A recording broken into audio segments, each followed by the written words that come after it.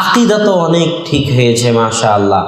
সালাত বুকের উপর হাত বেঁধে পড়তে হবে, রাফুল আদাইন করতে হবে, সেটা তো জানেন মাশাআল্লাহ, কিন্তু একজন মানুষের সাথে কিভাবে ব্যবহার করতে হবে তা তো জানেন না।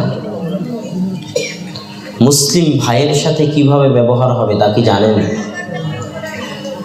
মুআমালাহ, ইবাদত তো ঠিক হলো, কিন্তু ইবাদতের চাইতেও গুরুত্বপূর্ণ মুআমালা। মুআমালা মানে মানুষের বৈষয়িক জীবন। কিয়ামতের মাঠে যদি আপনি সালাত আদায় না করে থাকেন আর আল্লাহর কাছে যদি তওবা করেন তো আল্লাহ ক্ষমা করে দিতে পারে। আপনি যদি সিয়াম পালন না করেন, আল্লাহর নিকটে ক্ষমা চান তো আল্লাহ ক্ষমা করে দিতে পারে। এগুলো হলো ইবাদত।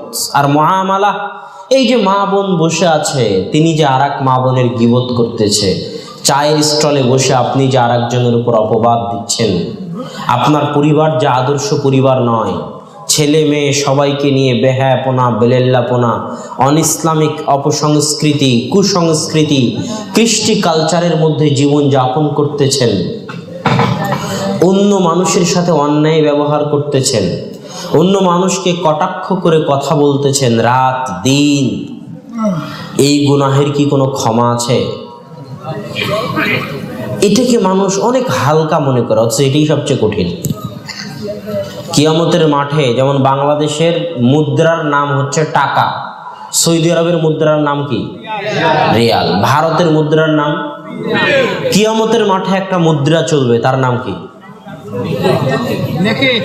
নেকি আর গুনাহ। কিয়ামতের মাঠে যা কিছু আদান প্রদান হবে সব কি দিয়ে হবে? নেকি আর গুনাহ দিয়ে। দুনিয়ার মাঠে সালাত আদায় না করে থাকলে আল্লাহর কাছে মাফ পাওয়া যেতে পারে, কিন্তু যদি আর একজনের হক মেরে খান তো আল্লাহ কি মাফ করবেন? তখন কিয়ামতের মাঠে নেকি আর গুনাহের আদান প্রদান হবে।